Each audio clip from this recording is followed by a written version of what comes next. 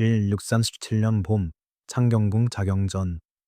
25살의 정명공주는 차가운 소식을 들었습니다. 청나라 볼모 생활을 마치고 돌아온 소현세자가 갑자기 죽었다는 것이었습니다. 궁궐 전체가 보이지 않는 공포에 휩싸였습니다. 공주는 침착했지만 그녀의 눈빛은 이미 타오르고 있었습니다. 남편 홍주원은 세자의 측근이었습니다. 이 비극의 소용돌이가 곧 자신의 집안을 삼킬 것을 알았습니다. 겨우 25이었습니다. 며칠 전까지만 해도 어머니 임모광우는 폐위의 비극에서 살아남았고 아버지 인조는 끝없는 당쟁에 시달렸습니다. 이제 공주는 조선에서 가장 잔혹한 선택 앞에 섰습니다. 사랑하는 남편의 목숨과 왕족으로서의 체면 사이에서 하나를 택해야 했습니다. 상궁의 떨리는 목소리가 공주의 심장을 찔렀습니다. 마마, 부마를 살리실 수 있겠습니까? 공주는 대답하지 않았습니다. 하지만 그녀의 두 손은 이미 주먹을 쥐고 있었습니다. 손톱이 손바닥을 파고들었지만 공주는 아픔을 느끼지 못했습니다. 더 큰 고통이 그녀를 기다리고 있었기 때문입니다. 1777년 5월 19일 창경궁 통명전에서 한 여자아이가 태어났습니다. 인조의 딸이었습니다. 아버지 왕에게 이 아이는 불안한 왕권의 유일한 위안이었습니다. 당시 조선은 혼란의 시기를 지나고 있었습니다. 광해군의 실정과 인조 반정의 상처가 아직 아물지 않았습니다. 인조는 늘 불안했습니다. 형 능창군을 죽인 죄책감과 왕위를 잃을지 모른다는 두려움이 그를 괴롭혔습니다. 그런 왕에게 딸의 탄생은 한 줄기 빛이었습니다. 어머니 임모광우는 눈물을 닦으며 말했습니다. 이 아이는 내 고통을 잊게 하는 궁궐의 빛이로구나. 임모광우는 광해군 시절 폐모살제의 비극을 겪은 여인이었습니다. 서공에 유폐되어 아들 영창대군이 죽임을 당하는 것을 지켜봐야 했습니다. 그런 어머니에게 딸의 미소는 살아갈 이유였습니다. 공주는 사랑 속에서 자랐습니다. 아버지의 총애, 어머니의 헌신적인 보살핌 속에서 순수한 사랑을 배웠습니다. 궁궐의 엄격함 속에서도 인간적 연민을 잃지 않는 법을 익혔습니다. 1623년 공주가 6살이 되던 해였습니다. 아버지 인조가 반정으로 왕위에 올랐습니다. 짧은 평화가 찾아왔습니다. 궁궐에 웃음소리가 돌아왔습니다. 하지만 어린 공주는 알았습니다. 어른들의 억지 미소 뒤에 숨은 두려움과 긴장을 느꼈습니다. 대신들이 아버지를 압박하는 모습을 보았습니다. 밤마다 아버지의 침전에서 들려오는 한숨 소리를 들었습니다. 아버지 얼굴에는 왜 항상 그림자가 있을까요? 공주가 어머니에게 물었습니다. 임모광우는 딸의 머리를 쓰다듬으며 대답했습니다. 왕족으로 태어났다는 것은 빈만큼 무거운 짐도 함께 짊어지는 것이란다. 하지만 네가 그 짐을 지혜롭게 짊어질 수 있기를 바란다. 공주는 자랐습니다. 총명했고 의지가 강했습니다. 책을 읽고 글을 배웠습니다. 어머니는 딸에게 왕족의 품격과 인간성을 잃지 않는 법을 가르쳤습니다. 권력은 사람을 변하게 하지만 네 마음만큼은 순수하게 지켜라. 임모광우의 가르침이었습니다. 인조는 딸의 웃음에서만 위안을 찾았습니다. 정사에 시달릴 때마다 딸을 찾았습니다. 공주의 맑은 눈동자를 보면 왕의 불안이 잠시 사라졌습니다. 이 아이의 웃음을 위해서라도 이 왕관을 지켜야 한다. 왕은 혼잣말처럼 중얼거렸습니다. 공주는 아버지의 유일한 안식처였습니다. 1932년 봄, 공주는 15살이 되었습니다. 혼인을 맞이할 나이였습니다. 왕실의 혼인은 정치적 계산이었습니다. 가문 간의 연합이었고 권력의 균형이었습니다. 하지만 공주는 달랐습니다. 그녀는 자신의 영혼과 통하는 짝을 원했습니다. 단순한 정략 결혼이 아닌 진정한 동반자를 꿈꿨습니다. 홍주원이라는 청년이 있었습니다. 16살이었습니다. 온화하고 학문이 깊었으며 굽히지 않는 절개를 지닌 선비였습니다. 그는 소현세자의 스승이기도 했던 명망 있는 학자의 아들이었습니다.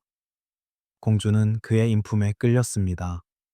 간택 과정에서 공주는 홍주원을 보았습니다. 그의 눈빛에서 지혜와 온화함을 동시에 느꼈습니다. 저 사람이라면 함께 어떤 시련도 이겨낼 수 있을 것 같다. 공주는 직감했습니다. 왕실도 그를 인정했습니다. 지혜로운 공주에게 어울리는 어진 부마라는 평가가 나왔습니다. 일본 혼례가 거행되었습니다. 창경궁에 경사스러운 분위기가 가득했습니다. 하지만 이것은 단순한 왕실의 혼인이 아니었습니다. 진정한 동반자의 시작이었습니다. 두 사람은 서로의 지혜와 인품을 존중했습니다. 혼례 첫날 밤, 홍주원은 공주에게 말했습니다. 마마를 왕실의 공주가 아닌 한 사람의 여인으로 대하겠습니다. 공주는 그 말에 감동했습니다. 평생 왕족으로만 살아온 그녀에게 그것은 해방이었습니다. 실치 곧 궁궐에서 가장 행복한 부부가 되었습니다.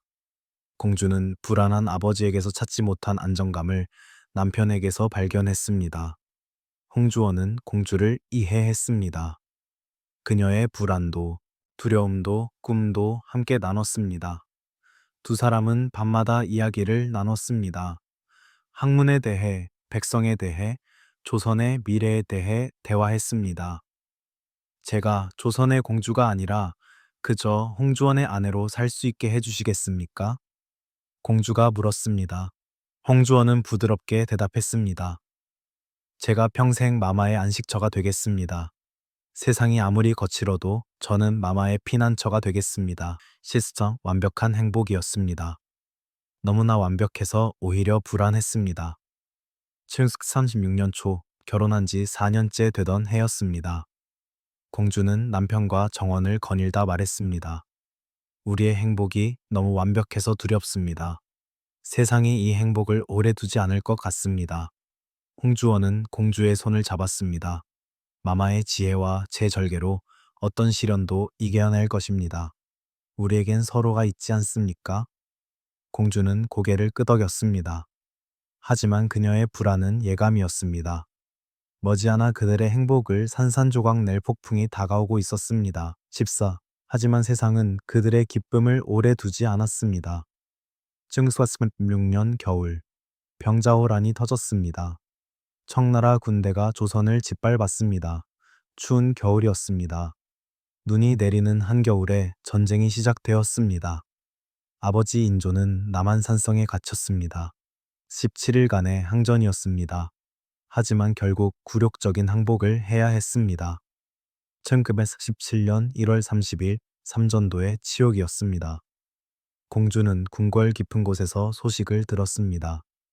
아버지 왕이 청나라 황제 앞에 무릎을 꿇었다는 것을 알았습니다. 15. 300국 오두레를 행했다는 것을 들었습니다. 공주의 가슴이 찢어졌습니다. 아버지의 무너지는 권위를 목격했습니다. 왕의 자기 혐오와 무능을 보았습니다. 공주의 굳센 마음은 아버지의 나약함과 대조를 이루었습니다. 하지만 더 큰 고통이 기다리고 있었습니다. 전쟁이 끝났지만 조선은 청나라의 속국이 되었습니다. 막대한 배상금을 물어야 했고 무엇보다 왕자들을 볼모로 보내야 했습니다. 소현세자와 복림대군이 청나라 심양으로 가야 했습니다. 그리고 세자의 측근들도 함께 가야 했습니다. 남편 홍주원도 그 명단에 있었습니다. 공주가 소식을 들은 것은 이른 봄이었습니다. 아직 쌀쌀한 바람이 부는 날이었습니다. 상궁이 떨리는 목소리로 전했습니다. 마마, 부마께서 세자 저하를 따라 청나라로 가셔야 한다고 합니다. 공주의 세계가 무너졌습니다. 하지만 그녀는 눈물을 보이지 않았습니다. 왕족으로서의 채통을 지켰습니다. 이별의 날이 왔습니다. 궁궐 밖 한적한 곳에서 두 사람은 마지막 작별을 했습니다. 공주는 군복을 입은 남편의 손을 붙잡았습니다. 눈물을 참았습니다. 목소리가 떨렸지만 침착함을 유지했습니다. 무사히 돌아오셔야 합니다. 당신은 제 전부입니다. 당신 없이는 살 수 없습니다. 공주의 간절한 맹세였습니다. 홍주원은 아내의 떨리는 손을 꽉 잡았습니다. 그의 눈에도 눈물이 맺혔습니다. 마마, 제가 없는 동안 눈물 흘리지 마십시오. 마마는 조선의 가장 강한 빛입니다. 저는 반드시 돌아오겠습니다. 마마를 다시 보기 위해 어떤 고난도 견디겠습니다. 두 사람은 오랫동안 서로를 껴안았습니다. 말없는 포옹이었지만 그 속에 모든 것이 담겨 있었습니다. 사랑, 두려움, 약속, 그리움이 모두 그 포옹 안에 있었습니다. 17 남편이 떠났습니다. 공주는 그의 뒷모습을 지켜봤습니다.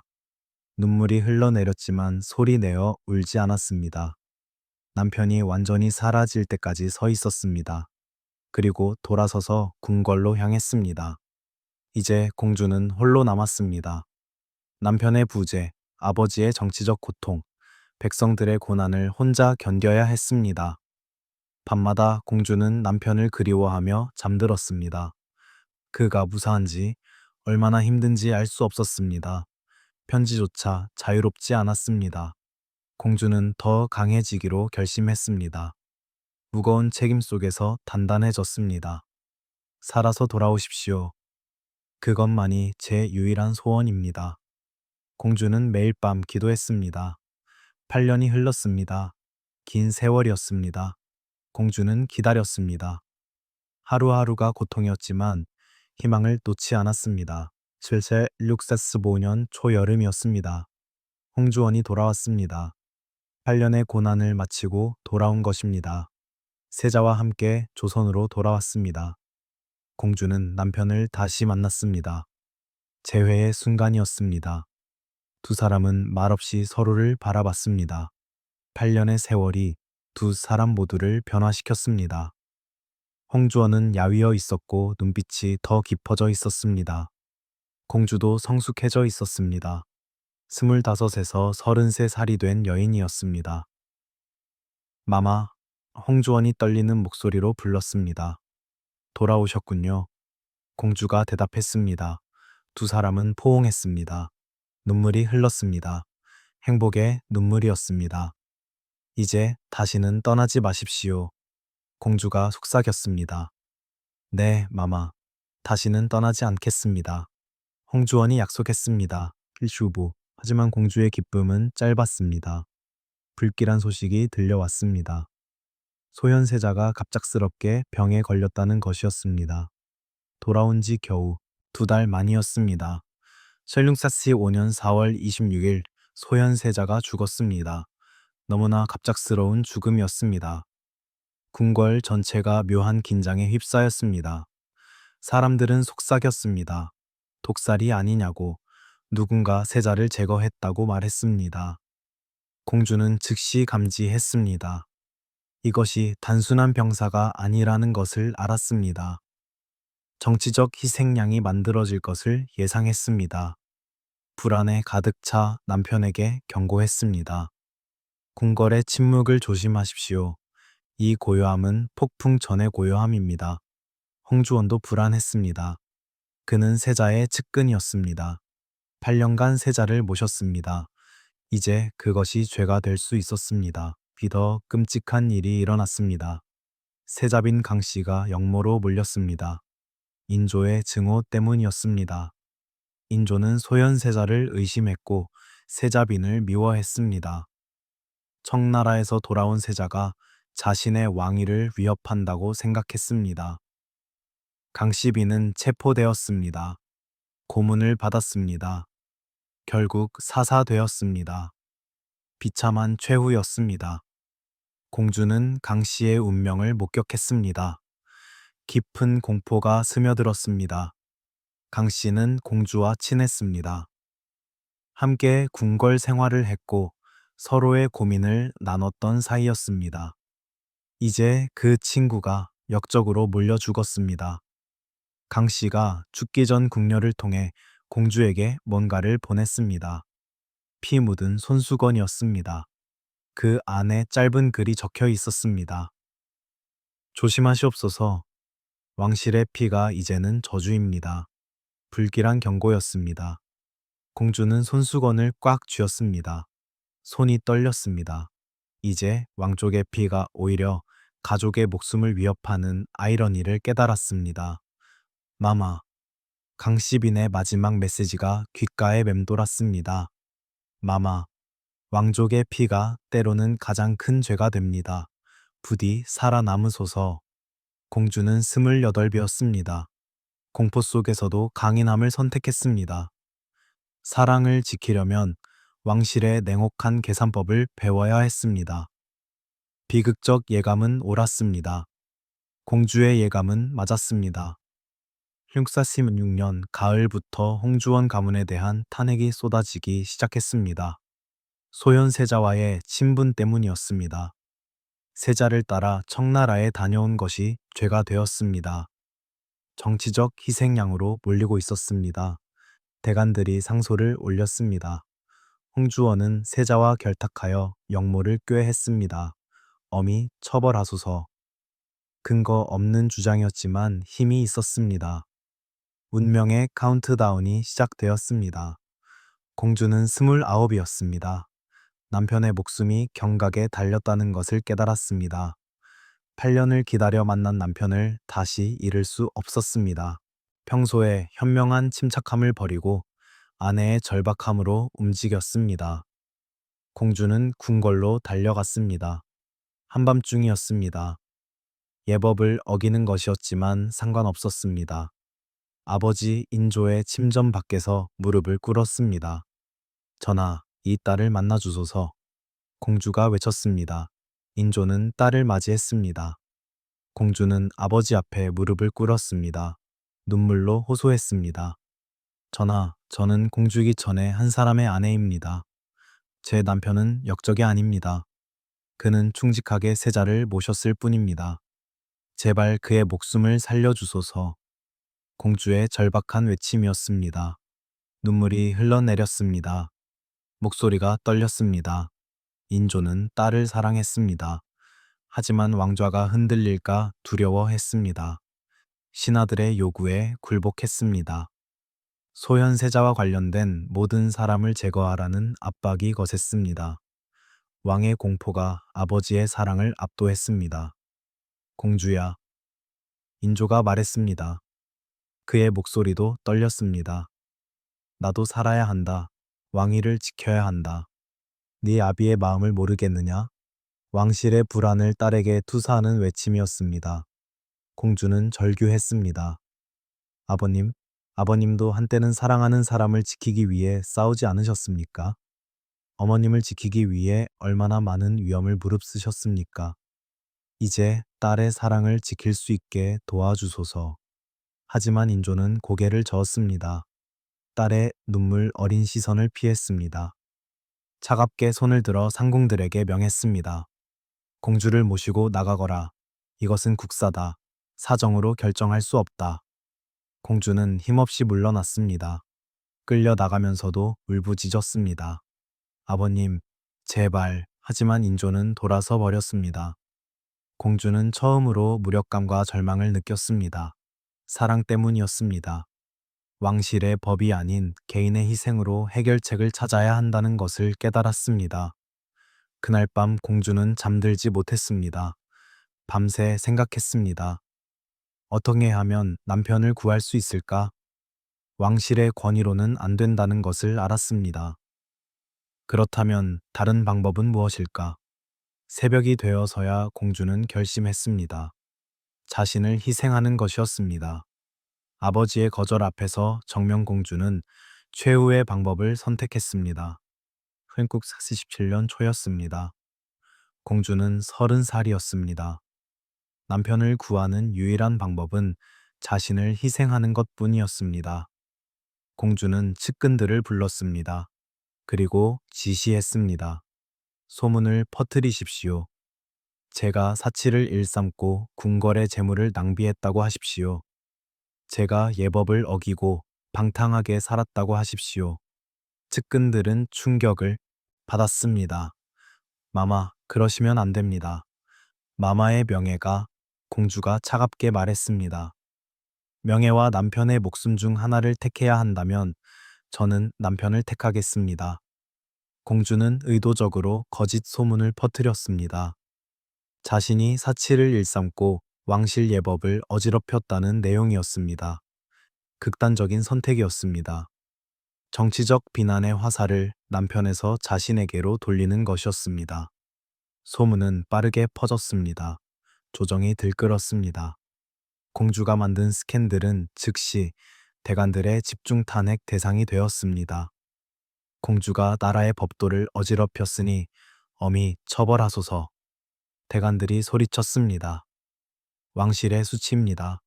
공주의 사치와 방탕함이 극에 달했습니다. 상소가 빗발쳤습니다. 공주는 왕실의 죄인이 되었습니다. 하지만 그것이 공주의 계획이었습니다. 공주는 인조에게 청했습니다. 직접 아버지 앞에 나아가 말했습니다. 전하, 홍주원은 역적이 아닙니다. 그저 제 사치를 방조한 남편일 뿐입니다. 제가 궁궐의 재물을 낭비했고 제가 예법을 어겼습니다.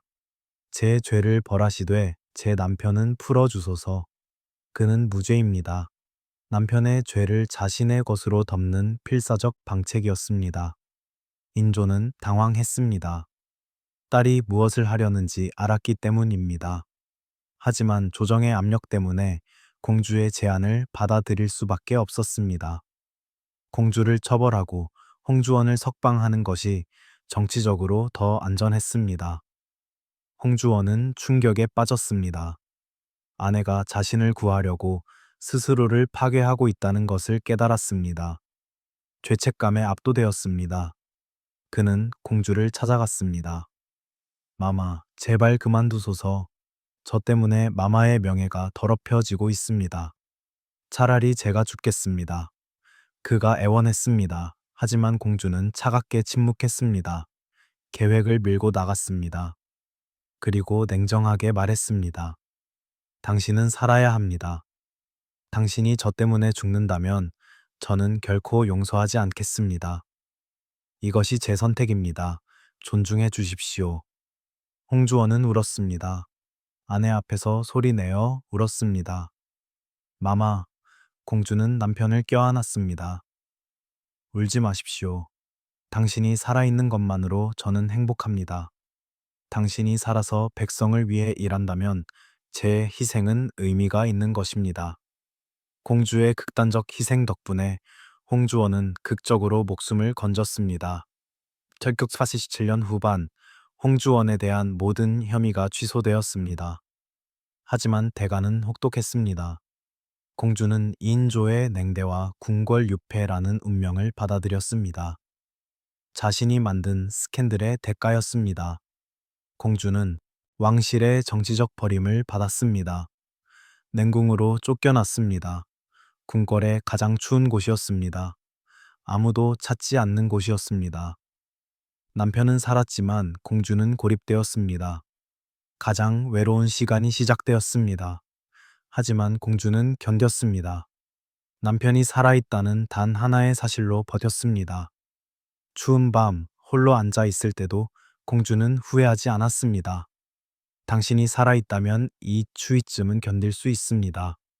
공주는 혼잣말로 중얼거렸습니다.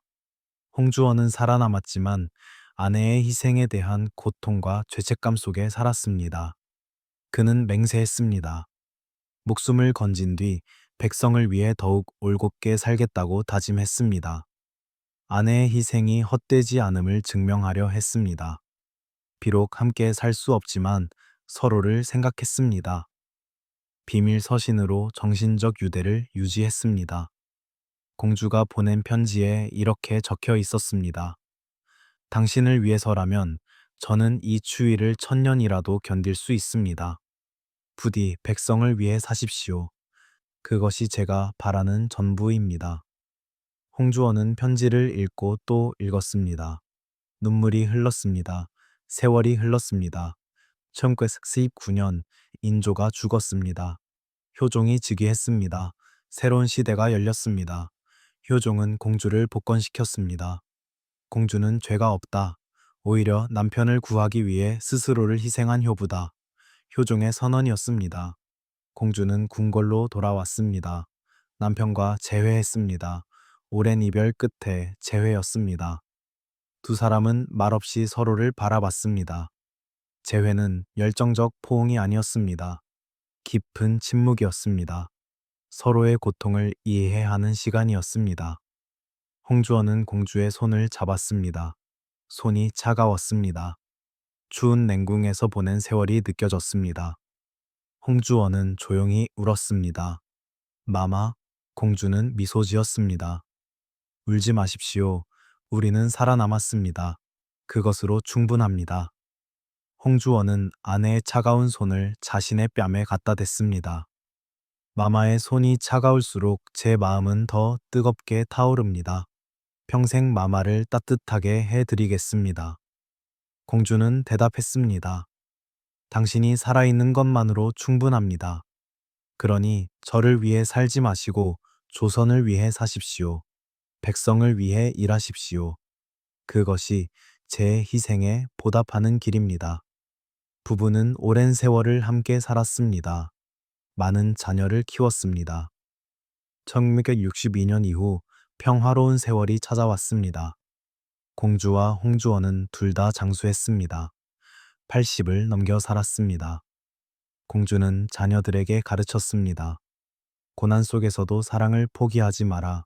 진정한 사랑은 희생이다. 하지만 그 희생은 고통이 아니라 기쁨이다. 자녀들은 어머니의 이야기를 들으며 자랐습니다. 왕실 내에서 공주는 가장 존경받는 현자가 되었습니다. 자비로운 어머니였고 지혜로운 조언자였습니다. 효종, 현종, 숙종을 거치며 왕들에게 영향을 주었습니다. 그녀가 받는 왕실의 존경은 스스로 버렸던 명예의 회복이었습니다. 비록 한때 역사 기록에는 그녀의 사치가 기록되었지만 후손들과 가까운 이들은 진실을 알았습니다. 그녀의 숭고한 희생과 흔들리지 않는 사랑을 기억했습니다. 1673년경 공주와 홍주원은 거의 같은 시기에 세상을 떠났습니다. 평생을 함께 산 두 사람이었습니다. 같은 곳에 묻혔습니다. 그들의 묘는 사랑과 희생의 약속이 영원히 지속된다는 증거가 되었습니다. 공주가 젊은 시절 남편에게 보낸 편지 중 하나가 후손들에게 전해졌습니다. 오래되어 희미해진 글씨였지만 그 구절만은 또렷했습니다.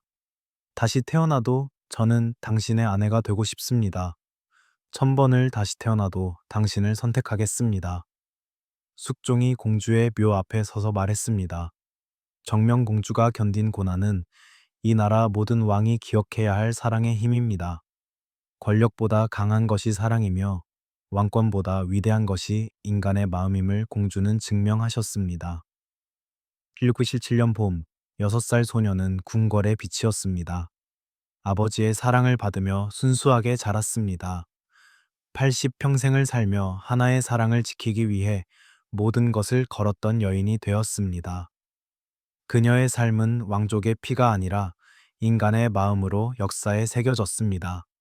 사랑은 죽음을 넘어서는 가장 강한 유산이었습니다. 한 개인의 희생이 역사를 넘어 영원한 진실이 되는 방법을 보여주었습니다. 정명공주는 증명했습니다. 진정한 사랑은 소유가 아니라 희생이며 진정한 용기는 자신을 지키는 것이 아니라 사랑하는 사람을 지키는 것임을 보여주었습니다. 그녀가 버린 명예는 결국 더 큰 명예로 돌아왔습니다. 그녀가 흘린 눈물은 후세의 감동으로 남았습니다. 정명공주, 조선 역사가 기억하는 가장 용감한 사랑의 이름입니다. 25에 시작된 비극은 80평생의 승리로 끝났습니다. 사랑이 이긴 것입니다.